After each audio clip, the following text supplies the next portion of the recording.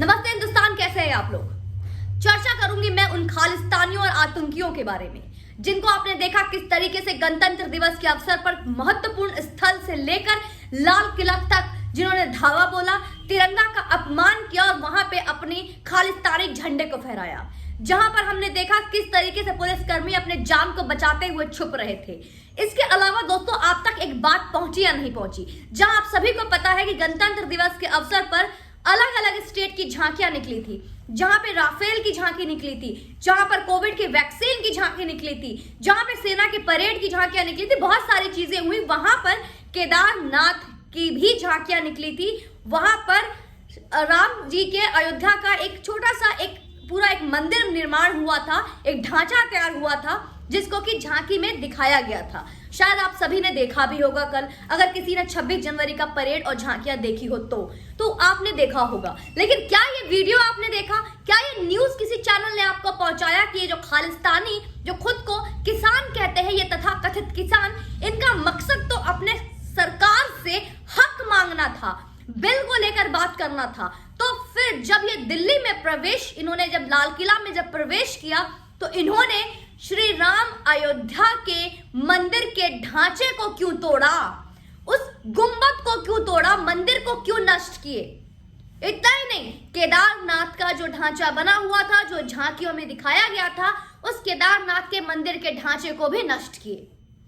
दोस्तों, अब आज तक का एक न्यूज है, आप उसमें देख लीजिएगा, साफ साफ उस वीडियो में दिख रहा है किस तरीके से हमारे रामलला अयोध्या के मंदिर का जो ढांचा बना हुआ है, जिसे झांकियों में दिखाई गई है, उसे किस तरीके से क्षति पहुंचाई गई, गुंबद को तोड़ दिया गया, केदारनाथ के मंदिर के गुंबद को तोड़ा गया। और क्यों आखिर इस मंदिर से, रामलला के मंदिर से, केदारनाथ के मंदिर से क्या दिक्कत थी हमारे भारत देश के मासूम किसानों को, जो शांतिपूर्ण आंदोलन कर रहे हैं, जो अपनी हक की लड़ाई कर रहे हैं। आखिर कोई बताएगा मुझे। और ये राकेश टिकैत जो अपनी आज सफाई देते हुए नहीं थकते, जो पहले तो दंगा फैलाते हैं, जो कहते हैं कि आप अपना अपना डंडा और झंडा लेकर आना, तिरंगा का क्या है, आप अपना झंडा लहराओगे। वही उनसे जब पूछा जाता है तो ये राकेश टिकैत कहता हुआ दिखता है कि मैंने तो बोला था अपना डंडा लेकर आना, अपना डंडा में अपना झंडा लगाना, डंडा के बिना कोई झंडा हो सकता है क्या। हमें ज्ञान पढ़ाने चले हो राकेश टिकैत। और आज मैं पूछती हूँ सरकार से, जब इतना ज्यादा जाति हुई, इस तरीके की बदसलूकी हुई, जब ये दंगे हुए, तो अभी तक कोई बड़े किसान नेता की गिरफ्तारी क्यों नहीं। अभी भी हर बड़ा किसान नेता, किसान मंत्री आजाद क्यों है, क्यों किसी भी किसान नेता को जेल में नहीं डाला गया। क्या कोई इसका जवाबदेही है, कोई इसका जवाब देगा। दिन भर दिन दिल्ली में दंगे, और ये किसान सिंधु बॉर्डर क्या खाली कराए गए?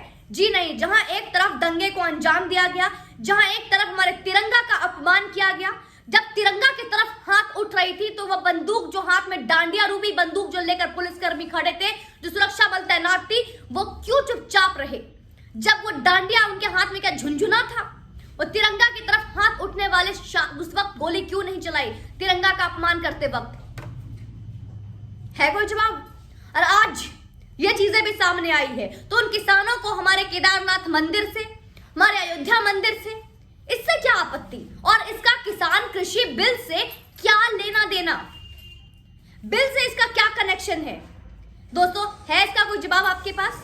इसके बारे में आप कुछ कहना चाहेंगे? शायद नहीं, क्योंकि जिसका जवाब अभी तक मुझे नहीं मिल पाया, क्योंकि बस मैं इतना जानती हूं कि खालिस्तानियों का ये जो आतंक है, ये आतंकियों का जो आंदोलन है, चाहे वो एक शांति समुदाय का हो, चाहे वो पत्थरबाजी हो, क्योंकि ये मुझे पत्थरबाजी से कम नहीं दिख रहा। इनका मकसद तो मुझे अब समझ में आ रहा है। क्या ये मकसद है आपका? प्रॉब्लम किससे है? खालिस्तानियों, आतंकियों, आपका प्रॉब्लम किससे है? किस तरीके का आंदोलन था ये, और किस तरीके का आंदोलन है? और जब ये आंदोलन इस तरीके से आक्रामक रूप ले चुका है, जब ये आक्रामक रूप इस तरीके से हो चुका है, तो फिर ये सिंधु बॉर्डर और जो अलग अलग बॉर्डर पे जो बैठे हुए हैं, जमे हुए हैं, उनको खाली क्यों नहीं कराया गया? अभी भी सरकार ने चुप्पी क्यों साध रखी है? अभी भी हमारे मिलॉर्ड माननीय सुप्रीम कोर्ट ने कोई इस पे जवाब क्यों नहीं दिया? और जहां पे हमारे रवीश कुमार अंकल, चचा और ऐसे बड़े बड़े मीडिया रिपोर्टर और राहुल गांधी जैसे पप्पू इस तरीके का बातें करते हुए दिखते हैं कि ये जो है ये भी सरकार करवा रही है, इसमें भी बीजेपी की साजिश है, यहां भी बीजेपी और कांग्रेस खेलना है। जो सरकारी चीजों की जो क्षति पहुंचाई जा रही है उसका जवाबदेही क्या? ये सरकार करवा रही है। सरकार ने बोला कि अब आओ मेरा तिरंगा उठाओ, हमारे देश का तिरंगा उठाओ और अपने एक धार्मिक तिरंगा लगा दो वहां पे। सरकार ने बोला ये, या ये सरकार ये कैसी गंदी राजनीति है? सब अपनी राजनीतिक रोटियां सेक रहे हैं, उसमें हमारे देश का सम्मान पूरे विश्व के सामने मजाक बन के रह गया है। और इसके पे कोई जवाब देने वाला नहीं, कोई गिरफ्तारी नहीं, कोई सजा नहीं, कोई एक नोटिस नहीं। बस सुनने में आया कि उन प्रदर्शनकारियों में से 22 प्रदर्शनकारियों को गिरफ्तार कर लिया गया है। तालियां बजाएं हम, स्लो क्लैप। बहुत बड़ा काम कर दिया हमारे पुलिस सुरक्षा कर्मियों ने, जो अपनी जान बचा के कूद रहे थे, डर के मारे भाग रहे थे। उनको डर के मारे तो भागना ही था, क्योंकि उनके हाथ में जो बंदूक है वो सिर्फ एक झुनझुना और एक सिर्फ और डांडिया है, इससे ज्यादा मेरे नजर में कुछ नहीं, क्योंकि आप उनको चलाने का आदेश नहीं देते और उनके पास चलाने का कोई पावर नहीं है। वो अलग बात है हमारे तिरंगा का अपमान हो। ये सिर्फ हमारे तिरंगा का अपमान नहीं है दोस्तों, जो हजारों जवान जो शहीद होते आ रहे हैं, जो हमेशा से शहादत देते आ रहे हैं हमारे देश का, उनका अपमान है। उनके शौर्य का, उनके वीरता का, उनके जो एक संघर्ष है, उनका अपमान है। लेकिन इस पर कोई जवाब देगा? जी नहीं। इस पर कोई कुछ बोलेगा? जी नहीं। चुप्पी साथ रखी है। और किस चीज का इंतजार कर रहे हैं आप लोग? हमारे माननीय सुप्रीम कोर्ट, मेरा सवाल आपसे रहेगा, हमारे माननीय अमित शाह जी, मैं आपसे सवाल पूछूंगी, और आप अगर हमारे देश के सरकार है, आप सत्ता में हैं, तो मैं सवाल राहुल गांधी से नहीं पूछूंगी, क्योंकि राहुल गांधी और ये कांग्रेस का जो मंसूबे हैं, इरादे हैं, इनकी राजनीतिक इतनी भ्रष्ट हो चुकी है, इतनी भद्दी और इतनी गंदी हो चुकी है, इस तरीके से बू आती है, जिनको कि हमारे देश के नागरिक, हमारे देश के समाज, हमारे किसी भी चीज से इनको लेना देना नहीं है। इनको सिर्फ अपनी गंदी राजनीतिक रोटियां सेकनी है, और अपनी राजनीति में शायद ये भूल चुके हैं कि भाई यहाँ पे इनका भी देश है। ये दंगे करवा के क्या मिल गया आपको? क्या मिल रहा है ये दंगे करवा के? और राकेश टिकैत, शायद आप भूल गए हैं कि आप उत्तर प्रदेश के नागरिक हैं, जिसका कि मुख्यमंत्री आदित्यनाथ योगी है। तो क्या आप कभी उत्तर प्रदेश लौट कर नहीं जाएंगे? माफी चाहूंगी, मैं भी आपकी भाषा में कोई धमकी नहीं दे रही हूं, दंगा और आतंक हमें भी पसंद नहीं, लेकिन अपनी सलामती आपकी इसी में है कि अपने देश को इस तरीके से झुलसाना बंद करें। अपने ही नजर में गिर जाओगे एक दिन। इतनी भी गंदी राजनीति ना करो। एक कुर्सी और सत्ता के पावर में आकर, फंडिंग के नाम पर, पैसे में आकर अपने देश को तो बेच दिया, अपने जमीर को भी बेच दी तुमने। क्या मिल गया तिरंगा का अपमान करके राकेश टिकैत? और राकेश टिकैत का कुछ गलत कुछ नहीं कर रहा, वो तो अपने काम कर रहे हैं दोस्तों। लेकिन सवाल आज उठता है कि राकेश टिकैत अभी भी, जब हम सबको पता है, बच्चा को पता है कि दंगा को अंजाम देने वाला सबसे बड़ा कोई इसमें अगर किसी का हाथ है तो राकेश टिकैत का है, लेकिन वो राकेश टिकैत आज भी आजाद घूम रहा है। और वो क्यों?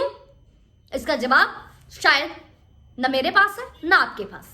और जिसके पास इसका जवाब है, जो इसका एक्शन ले सकते हैं, वो हमेशा की तरह मौन है, चुप है, खामोश है। थैंक यू सो मच दोस्तों। आई रिक्वेस्टिंग यू ऑल कि आपकी सुरक्षा आपके हाथ में है, लेकिन इस पर आपका क्या विचार है कमेंट सेक्शन में मुझे जरूर बताइएगा कि आप इस केदारनाथ मंदिर और अयोध्या राम मंदिर के ढांचा को तोड़ने और नष्ट करने का जो मंसूबे लेकर ये लोग आए थे, उस इरादे के बारे में आप क्या कहते हैं? जय हिंद, वंदे मातरम।